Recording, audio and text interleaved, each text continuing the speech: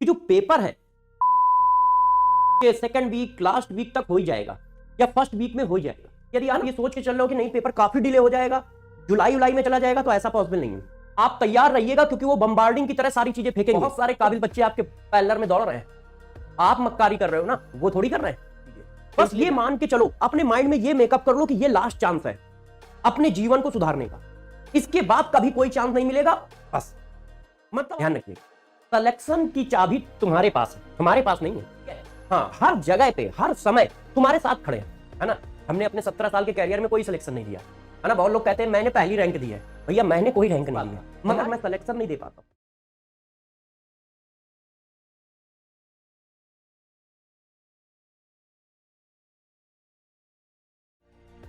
चलो अच्छा देखो यार, अब आप लोग इतना तो समझ ही गए होंगे कि माइंड मेकअप हो गया है कि जो पेपर है वो जून के सेकंड वीक लास्ट वीक तक हो ही जाएगा या फर्स्ट वीक में हो ही जाएगा, है ना।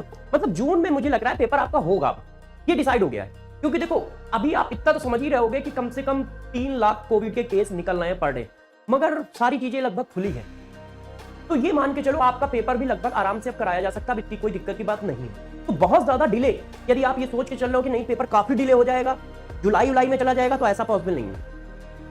मई का लास्ट, जून का फर्स्ट वीक, सेकंड वीक, इन्हीं में कहीं हो जाएगा। आप तैयार रहिएगा क्योंकि वो बम्बार्डिंग की तरह सारी चीजें फेंकेंगे, वो धड़ से फॉर्म निकालेंगे, जल्दी से फॉर्म को क्लोज करेंगे, जल्दी से डेट ला देंगे। मतलब फॉर्म निकलने और डेट के बीच में मुझे नहीं लगता कि बहुत बड़ा गैप होगा, ज्यादा से ज्यादा होगा 1 महीने का गैप या 20 दिन का गैप या 25 दिन का गैप, बस।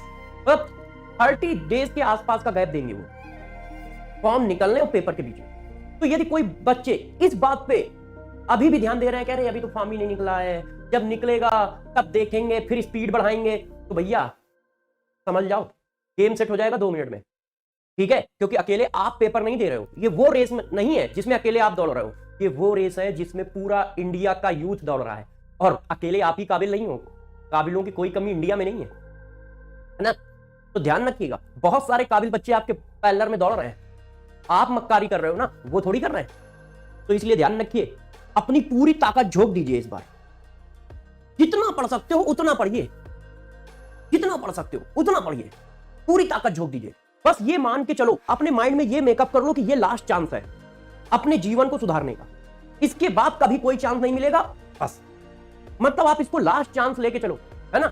जैसे जिंदगी पाने का लास्ट चांस होता है ना कि अरे यार अब ये लास्ट चांस है, यदि इसको खोया तो मरेंगे, तो बस तुम दिमाग में ऐसा ही सेट कर लो कि ये लास्ट चांस कैरियर बनाने का है, इसको हम खो नहीं सकते। अपनी पूरा ताकत झोंक के मैक्सिमम आउटपुट दो, और टाइम बहुत है, अच्छा है, इनफ है, इनफ टाइम है पहली रैंक से लेके 50 रैंक तक लाने का, 100 रैंक तक लाने का। मतलब कोई बच्चे कैसा क्या इतना इनफ टाइम है कि फर्स्ट रैंक आ सकती है, यस, इतना इनफ टाइम है कि पहली रैंक भी आ सकती है, दूसरी भी आ सकती है, तीसरी भी आ सकती है, चौथी भी आ सकती है। सारी रैंक की अभी सारी पॉसिबिलिटीज है, कि कोई भी पॉसिबिलिटी जो है क्लोज नहीं हुई है तुम्हारे लिए। मगर ध्यान रखिएगा, मेहनत करनी पड़ेगी, इसका कोई अल्टरनेट नहीं है, इसका कोई अल्टरनेट नहीं है। हम तुम्हें समझा सकते हैं, हम अच्छा पढ़ा सकते हैं, हम अच्छे क्वेश्चन करा सकते हैं, हम तुम्हें अच्छी प्रैक्टिस दे सकते हैं, अच्छे टेस्ट पेपर दे सकते हैं, मगर मेरे दोस्त ये सब करने आपको होंगे। तो ध्यान रखिए, जिस काम को हम अचीव करने जा रहे हैं, जिस सिलेक्शन को हम लेने जा रहे हैं, उसका 70% पार्ट लगभग तुम पूरा करते हो और 30% पार्ट हम पूरा करते हैं। तो इसलिए ध्यान रखिए, 70% का वेटेज तो ज्यादा होता ही है। यदि तुमने मक्कारी की तो गेम सेट हो जाएगा। हम तो तुम्हें अभी से देखो स्पीड की प्रैक्टिस कराना चालू कर दे रहे हैं, अभी से, मतलब 3 महीने पहले से तुम स्पीड की प्रैक्टिस कर रहे हो कि स्पीड में क्वेश्चन कैसे निकाले जाए, और स्पीड में क्वेश्चन निकालते हुए प्रेशर को कैसे हैंडल करें, अपने को काम कैसे रखें कि काम रखें, हाँ शांत रहते हुए, एक्यूरेसी कैसे मेंटेन करें, सिली मिस्टेक कैसे ना करें। तो इसकी प्रैक्टिस मैं अभी से करा रहा हूं, 3 महीने पहले से करा रहा हूं। और प्रैक्टिस खत्म होते होते कुछ नहीं तो फिजिकल केमिस्ट्री में 400 300 400 क्वेश्चन की प्रैक्टिस तो तुम सेट के फॉर्म में कर चुके होगे, क्योंकि कम से कम 100 सेट हो जाएंगे करते करते, और 5 क्वेश्चन हर सेट में करते हो, तो 400 500 क्वेश्चन की प्रैक्टिस ये हो गई। फिर सारे पीवाईक्यू मैं करा देता हूं, तो कम से कम यार 1000 क्वेश्चन तो मैं क्लास में डिस्कस कर दूंगा फिजिकल केमिस्ट्री के, और 1-1.5 क्वेश्चन तुम डीपीपी में भी लगाओगे कम से कम, तो 3-4 हजार क्वेश्चन तो सिर्फ फिजिकल केमिस्ट्री के डिस्कस हो जाएंगे। सोचिए, और मैं पूरी कोशिश करूंगा कि ये सेट कंटिन्यू रहे, फिजिकल खत्म हो जाए तो इनऑर्गेनिक में भी कंटिन्यू रहे, ऑर्गेनिक में भी कंटिन्यू रहे। मैं पूरी कोशिश करूंगा कि बैच में ये कंटिन्यू रहे। मान लो फिजिकल खत्म होकर इनऑर्गेनिक भी है, तो इनऑर्गेनिक वाले सर से भी मैं एक बार बात करके सेट को कंटिन्यू कराऊंगा कि सर बच्चों की प्रैक्टिस होती रहेगी, प्लीज इसको कंटिन्यू कर लीजिए। तो मैं अब कंटिन्यू करा दूंगा, सेट बंद नहीं होगा। ध्यान रखिएगा, पूरे टाइम चलेगी। मगर ये सब कर रहा हूं, मगर फिर भी सिलेक्शन तुम्हारे हवाले है। ध्यान रखिए, सिलेक्शन की चाबी तुम्हारे पास है, हमारे पास नहीं है। तो इसलिए ध्यान रखो, ये सारे काम तुमको करने पड़ेंगे, है ना। आपको हैंड रिटन कॉन्सेप्ट, पूरे चैप्टर का कॉन्सेप्ट हैंड रिटन दे रहा हूं। जैसे बच्चे को बहुत ज्यादा रिवीजन करने में टेंशन ना लेनी पड़े। बच्चा जब रिवीजन करता है तो नोटबुक देखता है कि यार एक चैप्टर में 50 पेज लिखे हैं, अब उसमें से क्या रिवाइज करें क्या छोड़े। तो रिवाइज करने के लिए भी 60 नोट हैंड रिटन दे रहा हूं, प्रैक्टिस भी करा रहा हूं, पढ़ा भी रहा हूं, सब कुछ कर रहा हूं। मगर फिर भी मैं कह रहा हूं कि सिलेक्शन हम नहीं देते हैं, हम सिलेक्शन नहीं देते हैं। सिलेक्शन देने वाले उधर बैठे हैं, वो तुम लोग हो। हम तुम्हारा हेल्प करेंगे, हम तुम्हारे लिए रास्ता बिछाएंगे, मगर उस रास्ते में बेटा दौड़ना तुम ही को है।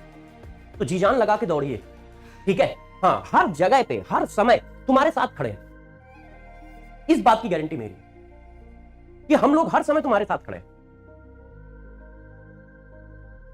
इस बात की गारंटी मेरी है कि जब भी आपको कोई कमी महसूस हो, आप आवाज दोगे, हम होंगे कि सर प्लीज हेल्प करो, करी जाएगी। किसी भी लेवल पे जाके हेल्प करी जाएगी।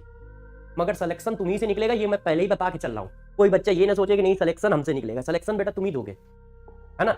हमने अपने 17 साल के कैरियर में कोई सिलेक्शन नहीं दिया, है ना। बहुत लोग कहते हैं मैंने पहली रैंक दी है। भैया मैंने कोई रैंक नहीं दी है, हमारे बच्चों ने पहली रैंक दी है, दूसरी रैंक दी है, तीसरी रैंक दी है, 10वीं दी है। हजारों इंजीनियर और डॉक्टर जो बने हैं वो हमारे बच्चे बने हैं, हमारे स्टूडेंट बने हैं। मैं नहीं, मैंने उनकी सिर्फ हेल्प की है।